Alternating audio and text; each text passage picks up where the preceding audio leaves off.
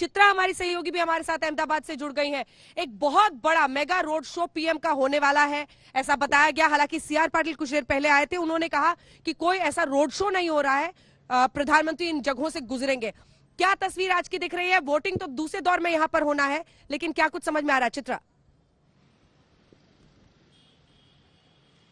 देखिए, अहमदाबाद की 21 सीटों पर दूसरे चरण में वोट डाले जाएंगे। अंजना, 15 सीटों पर बीजेपी ने पिछली बार जीत हासिल की थी, 6 पर कांग्रेस को जीत मिली थी।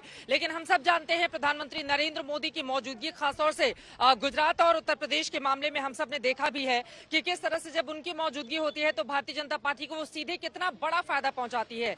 पिछली बार संघर्ष करना पड़ा था पाटीदार आंदोलन की वजह से, लेकिन इस बार उन तमाम संघर्षों को दरकिनार करके बीजेपी पूरी उम्मीद कर रही है कि बीते 27 सालों का रिकॉर्ड इस बार वो तोड़ने वाली है।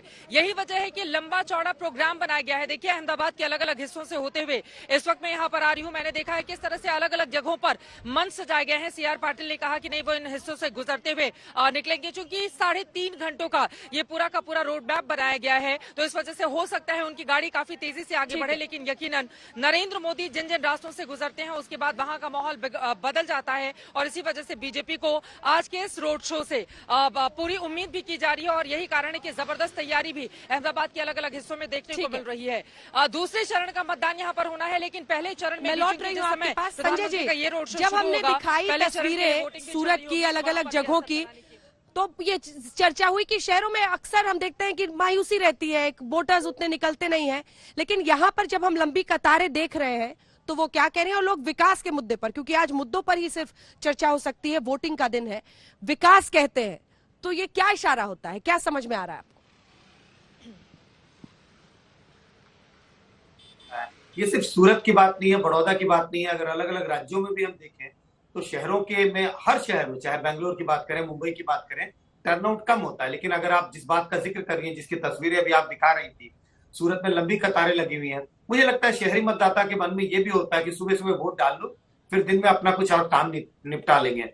तो एक इशारा तो जरूर है। अगर इन लंबी कतारों को देखें कि वोटरों में उत्साह है, वोटर आ रहे हैं, वोट दे रहे हैं, ये जो कहना कि शहरी मतदाताओं को उत्साह नहीं होता, कई कारणों से वोट नहीं पड़ सकते हैं।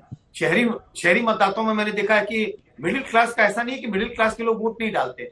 ये जो लोअर तबके के लोग होते हैं, उनका वोट कम पड़ता है। और इसकी वजह बड़ी साफ होती है कि भले ही इलेक्शन कमीशन कितना भी कह ले कि आपको छुट्टी देनी है, लेकिन जो सपोर्ट सिस्टम होता है, ड्राइवर है, सिक्योरिटी गार्ड है, जो तमाम तरह के लोग होते हैं, उनको छुट्टियां नहीं मिलती हैं, और वो अपना एक दिन की कमाई छोड़ के वोट नहीं डालते। इस वजह से वोटर टर्नआउट शहरों में कम दिखाई पड़ता, न कि मिडिल क्लास और अपर क्लास का वोट कम दिखता है।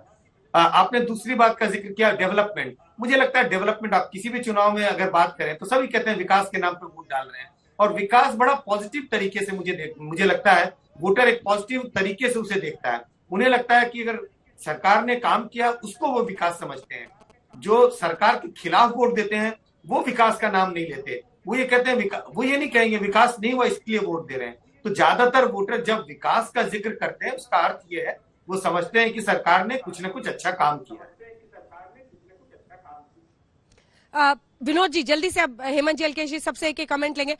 विनोद जी, जब विजय रूपाणी को आज फील किया गया है कि सामने आ रहे हैं, वो बातचीत कर रहे हैं मीडिया में, तो क्या जो ऐसे लोग थे जिनको टिकट नहीं मिला, बागी हो गए, इंडिपेंडेंट चुनाव लड़ रहे हैं, सीटों पर नुकसान पहुंचा सकते हैं बीजेपी को, उन सबको एक मैसेज देने की कोशिश है ये? देखिए, भारतीय जनता पार्टी इस बार जो है, चाहे हिमाचल का चुनाव हो, चाहे गुजरात का चुनाव हो, बागियों की समस्या से जूझ रही है। और आमतौर पर इतने बागी होते नहीं थे भारतीय जनता पार्टी में। इस बार गुजरात में भी काफी बागी है। नितिन पटेल और विजय रूपाणी दो बड़े ऐसे नेता थे जो गुजरात में स्थानीय स्तर पर, राज्य के स्तर पर बड़े नेता माने जाते हैं, लेकिन दोनों को इस बार चुनाव लड़ने को, जो दोनों चुनाव नहीं लड़ रहे हैं, ऐसे में कई उनके समर्थक भी, वो भी बागी बन के चुनाव लड़ रहे हैं। मुझे लगता है कि उनको ये संदेश देने के लिए कि भाई तुम्हारे नेता हमारे साथ हैं, बीजेपी के वोटर को संदेश देने के लिए कि पार्टी में कोई बागी नहीं है, इसलिए विजय रूपाणी जी आज इंटरव्यू दे रहे हैं। हो सकता है थोड़ी देर बाद नितिन पटेल का भी इंटरव्यू आ जाए। तो ये एक रणनीति है। लेकिन इसके बावजूद जो भी आपने कहा था, देखिए, गुजरात का हर चुनाव मोदी जी के नाम पर हुआ है 2002 के बाद। चाहे कोई चुनाव हो, आखिर में मोदी जी के नाम पर ही चुनाव होता है, और जो फैसला होगा वो मोदी जी के पक्ष विपक्ष में ही होगा। इसलिए मोदी फैक्टर गुजरात का सबसे बड़ा फैक्टर है, उसको दरकिनार नहीं किया जा सकता। बाकी वोटर विकास की बात करेंगे, हर चुनाव में विकास की बात करेंगे। विकास का जो बीजेपी को वोट नहीं देगा उससे भी आप पूछेंगे किस पे दे रहे हैं, वही विकास की बात करेगा। विकास एक ऐसा जनरल मुद्दा है कि सब विकास की बात करेंगे, कोई ये नहीं कहेगा हम विकास के लिए वोट नहीं दे रहे हैं, लेकिन सबके विकास की परिभाषाएं अलग अलग है। किसी के लिए सड़क होना विकास है, किसी के लिए ज्यादा रोजगार होना विकास है। तो मुझे लगता है कि कुल मिलाकर के विकास तो एक जनरल मुद्दा है, लेकिन जो चुनाव जो वोट पड़ेंगे वो लाइकिंग और डिसलाइकिंग के वोट होंगे। उसमें स्थानीय उम्मीदवार के प्रति नाराजगी का भी एक फैक्टर होगा, प्लस रूलिंग पार्टी के समर्थन और विपक्ष का भी मुद्दा होगा। इस आधार पर ही वोट पड़ेंगे। ठीक है हेमंत जी, क्या वोटों का ध्रुवीकरण हो पाया है? बीजेपी ने बीते दिन देखिए वोटिंग के एन पहले आपने देखा योगी आदित्यनाथ ने गोधरा में राम भक्तों की हत्या का मुद्दा उठाया। उन्होंने कहा कि वो राम मंदिर बनाना चाहते थे, देखिए भव्य राम मंदिर बन रहा है।